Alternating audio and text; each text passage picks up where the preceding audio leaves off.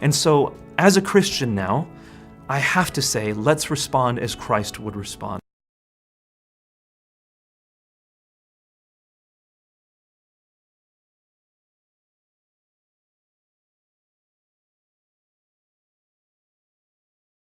You can't quote sections of chapter 5, verse 32 of the Quran, which say that if you kill one person, it's as if you kill all of mankind. Look at that whole verse. That whole verse says that that was a teaching specifically for the Jews, the children of Israel.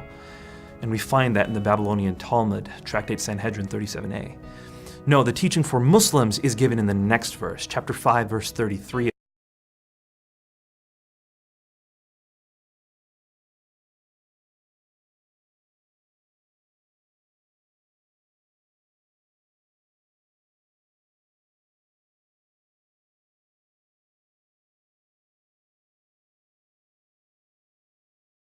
Because the Quran supposedly declares that if anyone kills a man, it's as if he has killed all mankind. I see this same verse misquoted over and over again. Here's an example. And another, and another, and some more. Why do the people who quote this verse leave most of it out? Let's read chapter 5, verse 32 and see what our friends omitted. Because of that, we ordained for the children of Israel, Allah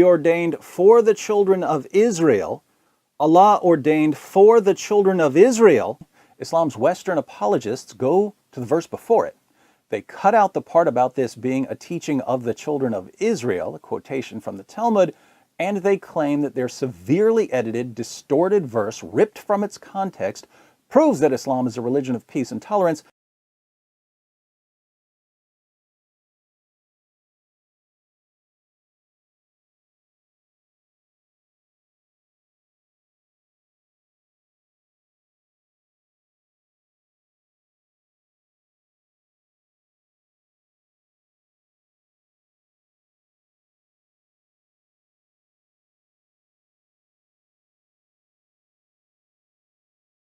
And search for truth.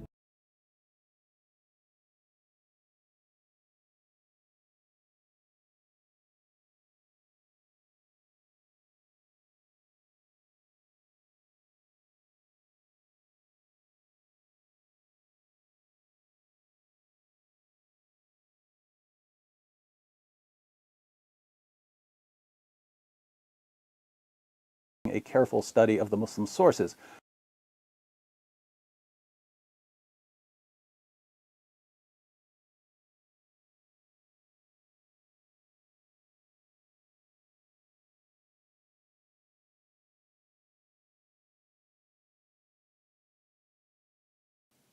What can we do to stop the deception and misdirection so that we can eventually have an open, honest discussion?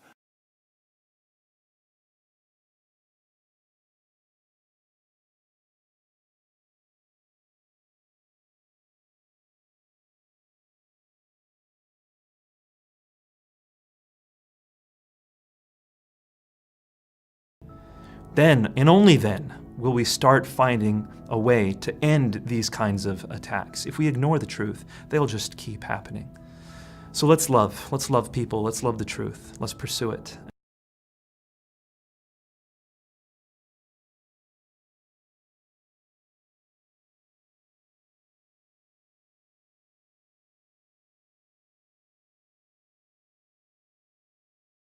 Let's love the truth, let's pursue it. So terrorism's a real thing, and if you want to deal with it, there's a couple of ways of doing it. One way is to stop your own terrorism.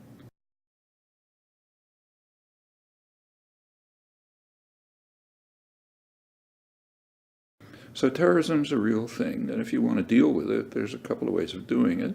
One way is to stop your own terrorism. And when the U.S. and Britain invaded Iraq, they were aware, that is very likely to increase terrorism. In fact, that was the analysis by intelligence agencies, experts, and so on. And it happened. Terrorism increased by a factor of 7 in the year following the invasion, according to U.S. government data. Well, yeah, but it's just not a high priority. So terrorism's a real thing, and if you want to deal with it, there's a couple of ways of doing it. One way is to stop your own terrorism. That makes a big dent in it. The other is to stop supporting the sources that encourage it. Another is to just to do what the British finally did in Ireland, pay a little bit of attention to the grievances that lead people to give at least sympathy or sometimes direct support for terrorism, and the terrorists, of course, criminals. So find the criminals, apprehend them, give them fair trials, and so on. That's the way to do it. None of this is being done. I mean, just take fair trials. I mean, there are people kidnapped, actually, they claim, captured in all over the place, Afghanistan, wherever they are.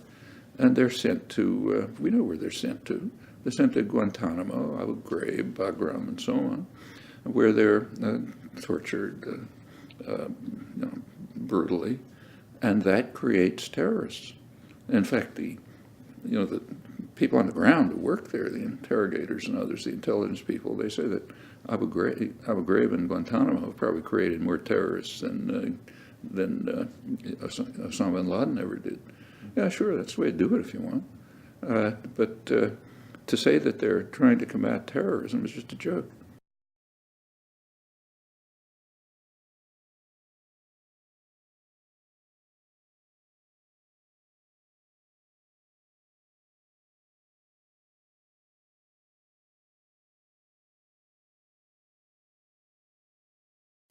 Now, what does this sort of misrepresentation and deception ultimately accomplish?